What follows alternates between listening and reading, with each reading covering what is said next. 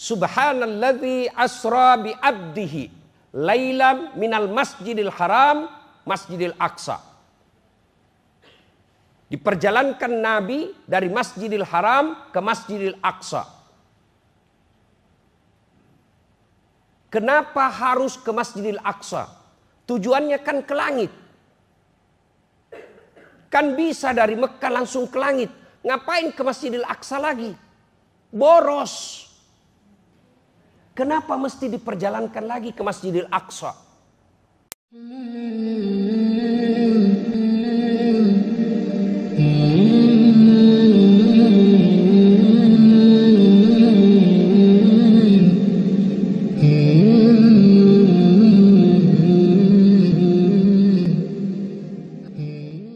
Isra Mi'raj ujian keimanan buat kita. Bagi kita orang beriman tidak ada yang tidak masuk akal. Itu poin pertama. Kedua, kenapa Nabi diisrakan? Dalam Islam ada 2 tahun yang aneh-aneh namanya. Pertama, tahun kelahirannya Nabi. Disebut tahun gajah. Yang kedua, tahun Isra Mi'rajnya Nabi. Disebut tahun duka cita. Kenapa disebut tahun duka cita? Karena ada 2 orang dicintai dan mencintai Nabi meninggal pada tahun yang sama. Siapa? Siti Khadijah istri beliau dan Abu Thalib paman beliau. Pelajaran kedua Isra Mi'raj ini. Lalu Nabi berduka karena istrinya meninggal dunia. Istri soleha itu 2 aja karakternya. 1, menyenangkan hati ketika dipandang suaminya. 2, membuat suaminya betah di rumah. Nah, silakan ibu koreksi. Kalau ada suami tidak betah di rumah, mesti ibu koreksi diri. Ya, saya tanya teman saya, kenapa kau terlalu sering ngopi dia? Masih pagi-pagi kau sudah ngopi di warkop. Memang kau tidak dibikinkan kopi? Dia bilang dibikin Ustaz, cuma kalau minum kopi di rumah, kopi diminum, ngomelan dirasa. Lalu, mulailah pada saat Nabi berduka itu, Allah perintahkan kepada malaikat Jibril. Jibril, kau jemput kekasihku Muhammad. Saya mau hibur dia. Kemana? Langsung ketemu dengan Allah. Lalu turunlah malaikat Jibril mengambil kendaraan namanya burak. Dan jangan terhasut oleh gambar burak yang pernah kita lihat dulu di kampung-kampung. Perempuan, kuda badannya, kepalanya perempuan cantik, nengok ke kanan. Itu orang Yahudi yang gambar, Bu. Itu bakar itu kalau ketemu. Tapi keluarin dulu dari rumah. Jangan kau bakar dalam rumahmu, ikut rumah terbakar. Ya? Nah, sudah. Mulailah Nabi diperjalankan. Subhanalladzi asra bi abdihi lailam minal masjidil haram masjidil aqsa. Diperjalankan Nabi dari Masjidil Haram ke Masjidil Aqsa. Kenapa harus ke Masjidil Aqsa?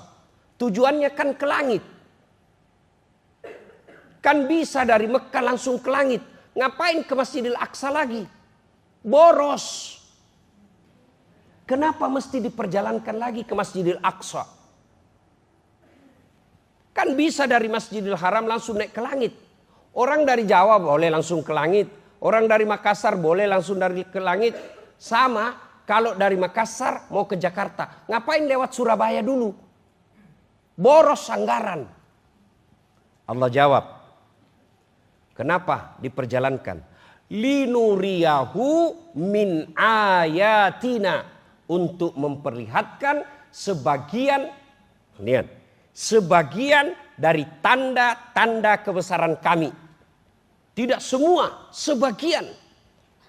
Bagi dunia akademik, istilah mungkin cocok, chapter, bab-bab kehidupan. Banyak kezaliman, banyak dosa, banyak maksiat, banyak sekali maksiat di dunia ini. Tapi tidak semua diambil dalam Isra Mi'raj, diambil sebagai contoh-contoh kehidupan. Sebagian chapter-chapter kehidupan yang Allah perlihatkan.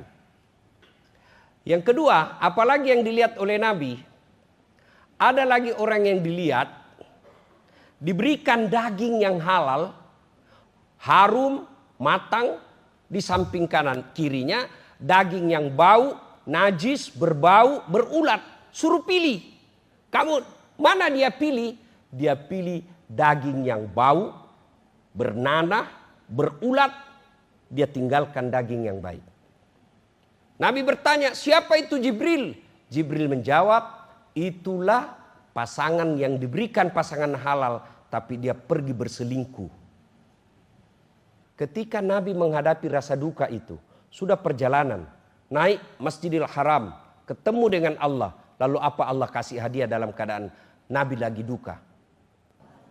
Solat. Kenapa Allah tidak beri perintah puasa?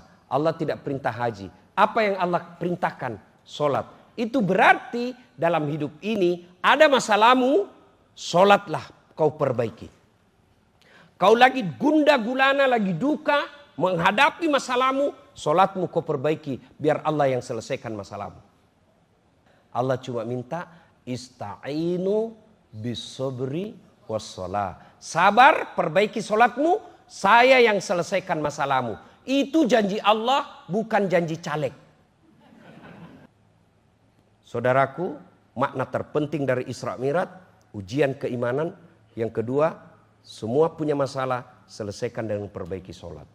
Tak banyak cerita, tidak ada guna pulang pengajian ini kalau masih ada di antara kita, pulang masih tidak menunaikan sholat dengan baik.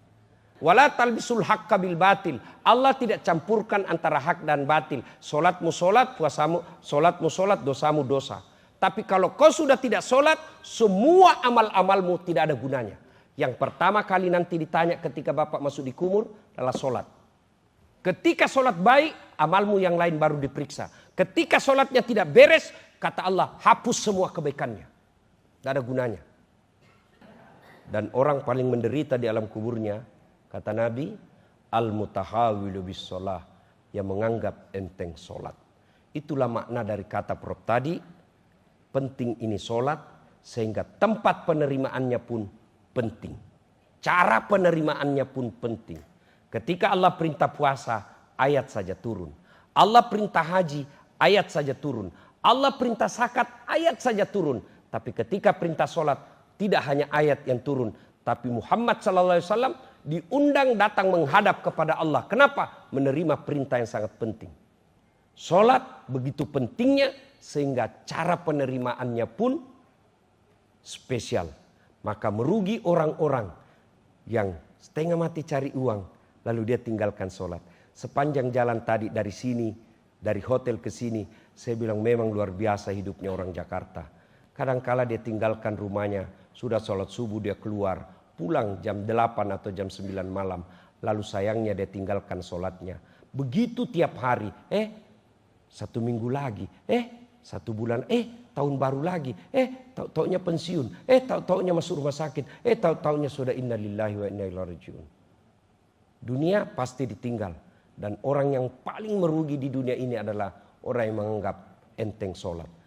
Semoga ada manfaat, lebih dan kurangnya mohon dimaafkan. Usikum wa nafsi bitaqwallah, pastabikul khairat. Assalamualaikum warahmatullahi wabarakatuh.